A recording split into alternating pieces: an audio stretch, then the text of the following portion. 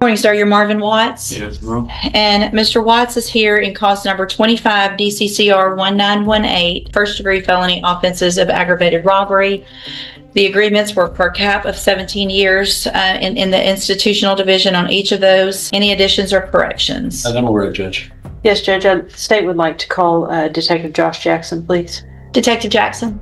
And as a detective with BPD, is it your duty to investigate violent crimes such as homicide, aggravated robbery, etc.? It is. Correct. So within a 1 month time period, there have been 2 aggravated robberies of stores located here in Beaumont, relatively close together. That's correct. All this occurred in Jefferson County. Yes. And can you describe for the court, you have elaborated in the pre-sentence investigation report, your thoughts a little bit, and obviously the court is aware of the nature of the offense, etc. 2 guys that go into a store, one during daylight hours, another one during nighttime hours, both victimizing a clerk that's there just trying to do her job. There's no glass barrier on either of these stores. These 2 guys walk in there, hold the clerk up in each of these instances, and proceed to rob the clerk. For you don't go to work expecting to get robbed when you potentially have family at home, and during either of these robberies, something tragic could happen. Violent crime involving firearms and youthful offenders here in Beaumont is something that has just become extremely prevalent, unfortunately. Absolutely. And is it something that you continue to investigate on a daily basis? That's correct. Do you think it would be helpful for the court to view, if you would, Judge, outside of the cameras due to the sensitive nature of the complainant in the case and her identity? It's just give you an idea of kind of what happened to at least the Dollar General one. There's a lot that it's not going to show, which is the aftermath of it and speaking to the clerk and the terror and how she felt. Of course, that's all in the whole case. But at least these 2 videos will give you a sense of kind of what happened during that day. Okay. So you want me to just put them here? I mean, I can turn this off, or I can just put them. Any other witnesses? Buckle up, guys. Today we're going inside a courtroom where a serious robbery case quickly set the tone for everything that follows.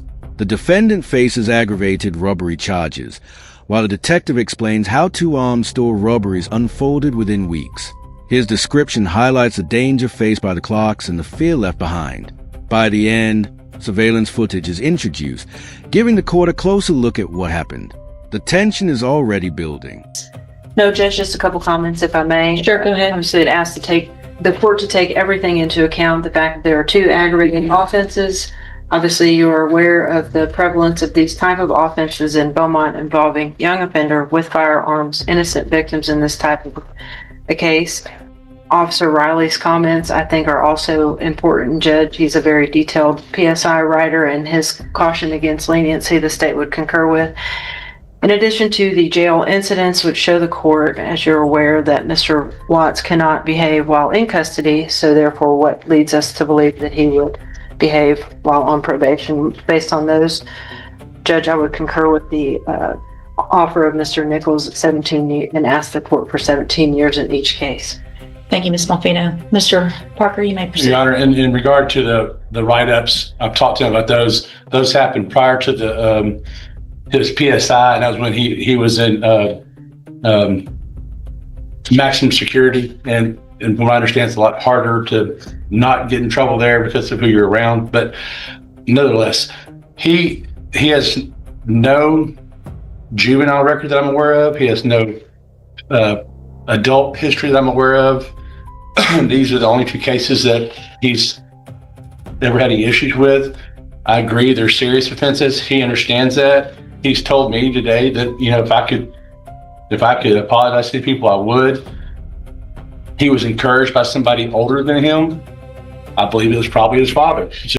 He's asking the court to give him probation. He would like to address the court, Judge. No, I apologize for all my actions, ma'am. Honestly, I regret them. I really do, ma'am. Like my attorney said, if I had a chance to apologize to that woman, I would. And ma'am, those write-ups were while I was in maximum security, ma'am. I was not supposed to be in max. I was there because my shoulder popped out of pay. And all of those offenses were like, really, some of them like Certain ones I do not understand how they were just. I'm a whole lot less worried about that than what you were doing when you were out. But honestly, on that calm, I do apologize to that woman and for everything that I've done, man. The prosecution makes a position unmistakable. 2 aggravated robberies, firearms, and troubling behavior in custody are presented as reason for a harsh sentence. The defense pushes back, pointing to the defendant's lack of prior record and asking for probation. Then Watt speaks for himself, apologizing for his actions and saying he wishes he could face the victim and apologize directly. His statement adds a personal and emotional turn to the hearing. I appreciate you saying that. I hope that you're sincere. No matter what happens today, you have an ability at your age to change your life and do better things. Unfortunately, I tend to believe that sometimes people are sorry because they got caught, not because really of what they did. I don't disagree with Mr. Parker that looks like your dad's the one that's encouraging you to go out and do this crap. So, but all that being said, 2 times within a month, hoodies, mask, gloves, a pistol, another gun that has some kind of, I don't even know what it's called. Silencer. No, it was the circle thing that has a bunch of, Drum magazine. thank you, drum magazine. Honestly, I don't know nothing about it. Like, I mean, like you said, I'm be honest with you, man. It was my father. Like, but I did not have no intentions on doing no crime when my father showed up, man. Honestly, I didn't know nothing about how to rob a store, to do nothing with a store, anything like that. So, like, Well, you went all in, didn't you? yeah, man. And Tara, I mean, y'all didn't just walk in and take it. You got to grab her. You got to pull her around. You got to show that you're a man. Somebody did. While the other, so that means you were the one holding the gun with the drum, because the one that had the pistol is the one that was Yeah. pulling her around. Okay. Mr. Watts, find in each of your cases that you entered your pleas of guilty freely and voluntarily. In cause number 25, DCCR 1918, find sufficient evidence to find you guilty, and at this time find you guilty of aggravated robbery. Sentence you to a term of 17 years in the Institutional Division of the Texas Department of Corrections. There will be an affirmative finding of a deadly weapon in that case, and you will receive credit on it for any time that you've been in custody that the law gives you the right to receive. Again, you're young. You're going to go to prison, obviously, for some amount of time. It's going to be up to you to do something different or not when you get out. All right? All right, guys, this is where the courtroom reaches its decisive moment. The judge questions whether Watts is genuinely remorseful and challenges the explanation that his father influenced him. She then focuses on the details of the robberies, including the masks, weapons, and physical control of the victim. After weighing everything, the judge formally finds him guilty and imposes 17 years in prison, while reminding him that his future choices will be his responsibility. You can go back with the bailiff. Thank you. Thank you for having me today. I want. Hold on, don't talk yet. All right, are you Traylon Hill? Yes, ma'am. And this is cause numbers 24 DCCR 1500. Mr. Hill's cases are set for trial with jury selection to begin next week. And what is the announcement? We're ready for trial. State's ready. Well, Right, then I I'm didn't want going to to, trial with it. what? I didn't want to go to trial with it. Do you want to take a plea agreement? I want to file some motion before I go to trial. You don't get to file motions, Mr. Hill. Your attorney's taking care of all that. You don't get to, don't talk over me, Mr. Hill. We've been through this too many times. Your case is set for, Talk to trial because I don't have any evidence on my case. I want Okay. to release of discovery.